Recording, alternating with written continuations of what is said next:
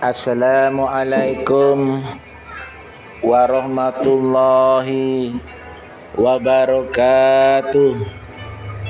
Bismillah, alhamdulillah, la haula quwata illa billah. Bersyukur kepada Allah dengan ucapan alhamdulillahirabbil alamin. Pertama-tama, marilah kita bersolawat kepada baginda Nabi yang telah Allah utus ke muka bumi ini untuk mengatakan kita dari zaman jahiliyah atau zaman kebodohan kepada zaman yang terang benderang ini. Berbahagia sekali, bersyukur kepada Allah kita masih diberi umur panjang dan kita bisa bersemangat untuk bergairah di bumi ini. Sahabat Gus Bin di mana saja berada, kultum kali ini bertema dalil kurban sapi untuk 7 orang dengan sistem patungan. Sahabat Gus Bin di mana saja berada, menyembelih hewan kurban menjadi salah satu ibadah yang melekat dengan hari raya Idul Adha, sehingga tak heran ketika memasuki hari raya Idul Adha pada 10 Zulhijjah umat muslim akan mempersiapkan diri untuk menunaikan ibadah kurban. Adapun hewan yang termasuk ke dalam binatang kurban yaitu kambing, domba, sapi, dan unta. Kurban untuk kambing atau domba diperuntukkan bagi 1 orang, sedangkan sapi dan unta bisa melalui patungan 7 orang.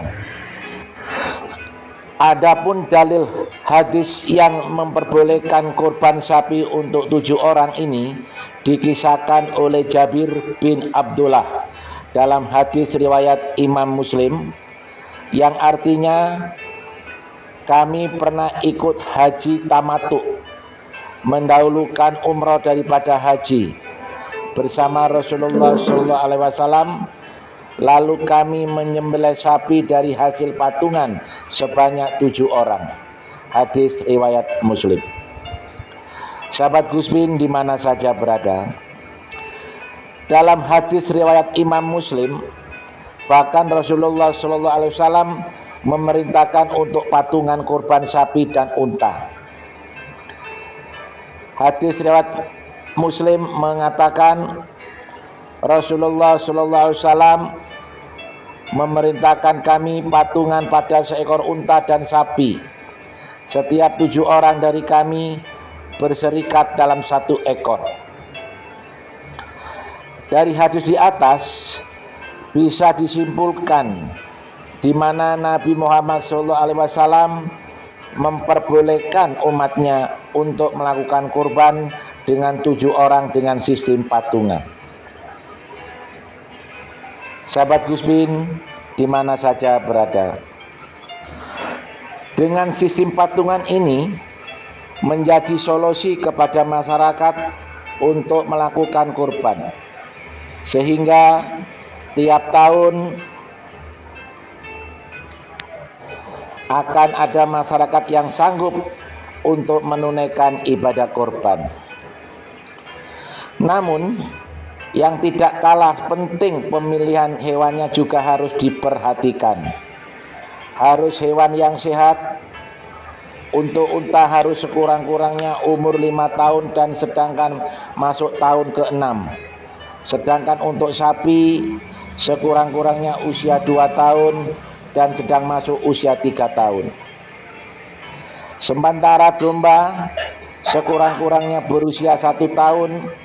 Namun jika sulit menemukannya, boleh yang masih usia 6 bulan.